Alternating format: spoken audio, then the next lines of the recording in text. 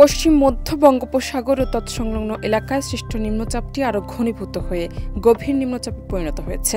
এর প্রভাবে সমুদ্র উত্তাল রয়েছে এবং উপকূলীয় এলাকাগুলোতে ঝড়ো হওয়ার আশঙ্কা দেখা দিয়েছে।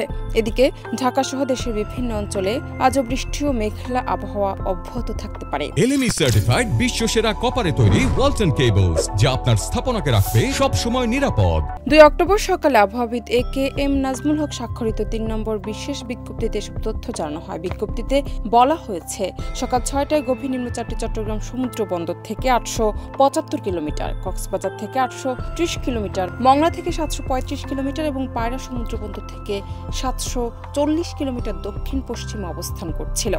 এটি আরও উত্তর পশ্চিম দিকে অগ্রসর হতে পারে। নিম্নচাপ কেন্দ্রের 48 কিলোমিটার এলাকার মধ্যে বাতাসের একটানা গতিবেগ ঘন্টায় 50 কিলোমিটার, যা দমকা বা ঝড়ো হওয়ায় আকারে ঘন্টায় 60 কিলোমিটার পর্যন্ত বৃদ্ধি পাচ্ছে। ফলে গভীর নিম্নচাপ কেন্দ্রের আশেপাশে সাগর খুবই উত্তাল রয়েছে। এ কারণে চট্টগ্রাম, কক্সবাজার, মংলা ও পায়রা সমুদ্র বন্দরকে 3 নম্বর স্থানীয় সতর্ক সংকেত দেখিয়ে যেতে বলা হয়েছে। আবহাওয়াবিদরা জানিয়েছেন, বঙ্গোপসাগরের নিম্নচাপের প্রভাবে আগামী কয়েকদিন দেশের বিভিন্ন এলাকায় বৃষ্টিপাত অব্যাহত থাকতে পারে। জান্নাত নিপু, দেশ রূপান্তর।